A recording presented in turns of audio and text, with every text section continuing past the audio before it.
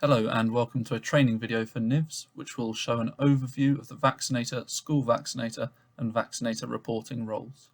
If you do not have access to the role you require, you will need to contact your trust super user. If you do not know who this is, or you have any other questions, please email nivs@england.nhs.uk, that's NIVS@england.nhs.uk, and we will assist. This here is the home screen for NIVS. What you see here will depend on which roles have been assigned to you. For the vaccinator role, you will have these four options: immunisation status, patients, batches and pre-screenings. For the school vaccinator role, you will have these two options: school flu upload and school flu vaccinations. And for the reporting role, you will have these options here: reports and vaccination extracts. If you hold more than one role, you will see a combination of these options on your home screen, as can be seen on my screen. Let's begin with the vaccinator role. The first option is the immunisation status, which will allow you to check the vaccination status for any patient, regardless of which system their vaccinations have been added to. You will need to fill in either the NHS number or the full set of demographic information, and then click on the relevant magnifying glass, which will show the patient's immunisation records. As we are using a test page, there is no data to show here, but what will appear here are the dates and types of any COVID or flu vaccinations the patient has had. We will then move on to patients, which is what most of you will be using NIVS for. This is used to add patients to the system and to record vaccinations for both flu and COVID. We will start with adding the patient to the system.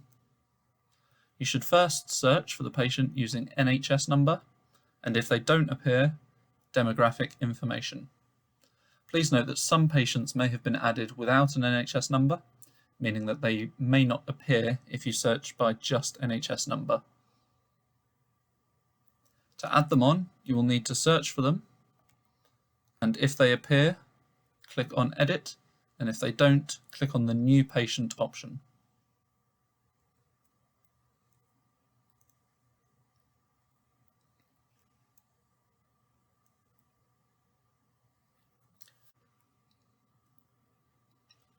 To add a COVID vaccination, you will need to click on New Pre-Screening and fill in this information. Any field which has a red star next to it means that it is a mandatory field and will need to be completed in order to save successfully.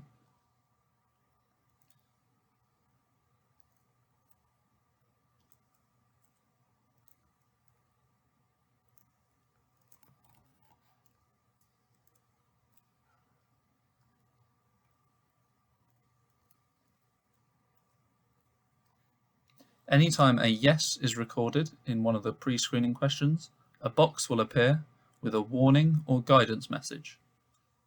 And if a yes is recorded, the general comments box at the bottom will become a mandatory field. If no is selected for all pre-screening questions, it will not be a mandatory field. However, it will still be there for you to add any extra information relating to the patient or to the vaccination. Once this has been completed fully, you can click Save, which will take you to the vaccination screen. You should then fill in all the information required.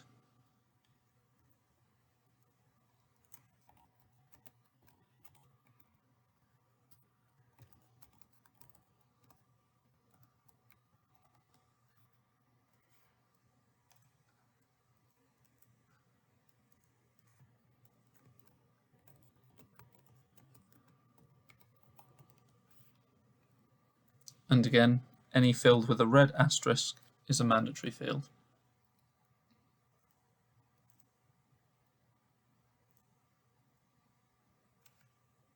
The batch number field is where you will select the vaccine that is being used for the vaccination. Once it is selected, the manufacturer, batch expiry date and vaccine type fields will be automatically filled in for you. If these are incorrect, these can be amended via the batches option, which will be shown later.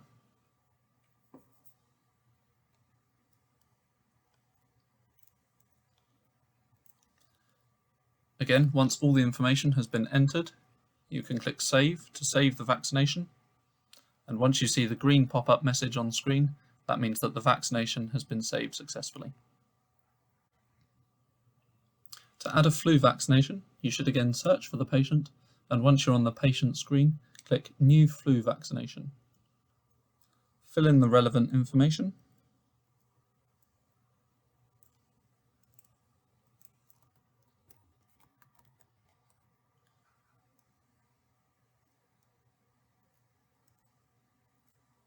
And click Save.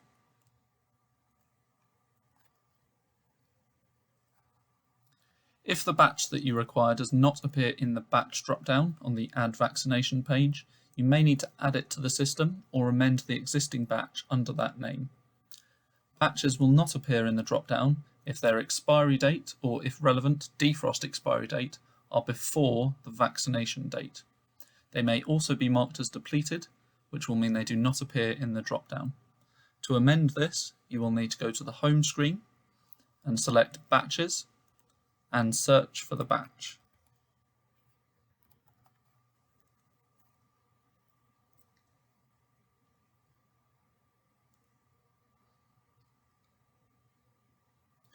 If the batch appears in the screen with the correct batch number, you can click on the Edit button, which will bring you to this page, and check to see if it has been marked as depleted or requires a different defrost expiry date. To add a defrost expiry date, you click Add here, and then select from the calendar drop-down here. This depleted box will mean that it will not appear, if selected, in the batch drop-down. So if you can't find the batch that you want to in that batch number drop-down, come to this page and uncheck this box, and then click Save.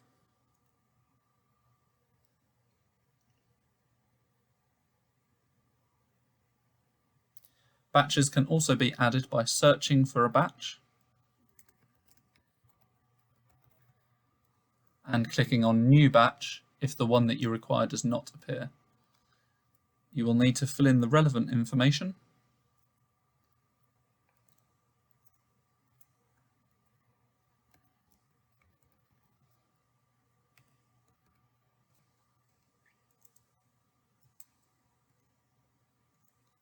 and click Save.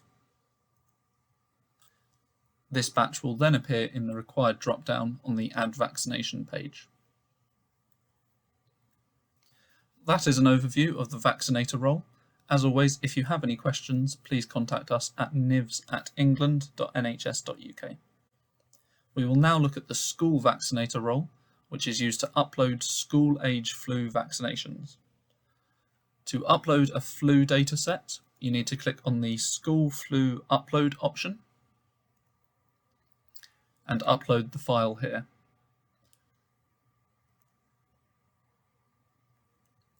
If there are any errors within the file, it will tell you here.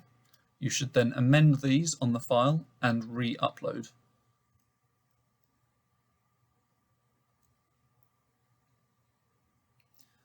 When you see that it is ready to go and has passed validation, you should click on Upload. Once you see the green pop-up, you will know that it has been uploaded successfully. If you need to edit these after uploading, you should go to the home screen, click on School Flu Vaccinations, and then click on Search School Flu Vaccinations. From here, you can search for patients and amend their records in this way. The reporting role allows users access to vaccination reports, which can be downloaded from the Vaccination Extracts option on the home screen. You should select the type of vaccination extract from this drop-down here. The options are all COVID vaccination events recorded by your organisation, health and care workers and patients, which will download all vaccinations that your organisation has uploaded to NIVS. All COVID vaccination events recorded for employees of your organisation. This will download a record of all vaccinations where employees of your organisation are the patients. Patients with multiple COVID vaccinations on the same day. This can be used to find duplicate vaccinations that have been accidentally recorded twice. Patients without any COVID vaccination activity, that's patients who have been saved onto NIVS where there is no COVID vaccination recorded against their profile. Patients with a COVID pre-screening and no vaccination, that's where a pre-screening has been saved but a vaccination record has not been saved. Patients due a second COVID vaccination dose, that is a download of patients who had a first vaccination longer than a set period of time as outlined by the national programme. And then all flu vaccination events recorded by your organisation, which is the same as this first one, but for flu rather than COVID. All flu vaccination events recorded for employees of your organisation, which is again the same as the second one, but for flu rather than COVID. And patients with multiple flu vaccinations on the same day, which is again like the duplication one for the COVID, but for flu. The top two and their flu equivalents have a maximum date range of 2 weeks.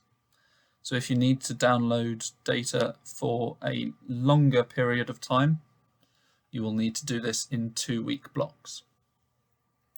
Also, due to a change in the fields of data collected, reports can only be downloaded to show data from the 26th of August 2022.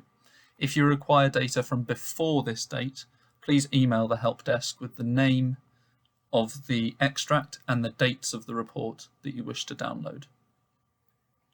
Please note that for all of these extracts, this data only refers to records that have been saved on NIVS and will not show vaccinations that have been recorded on other systems such as Pinnacle. That concludes this overview of NIVS. As always, if you have any questions, you can find our email address at the Contact Us button on the bottom left of NIVS, nivs@england.nhs.uk. We will be able to answer any questions you may have about the system. Thank you.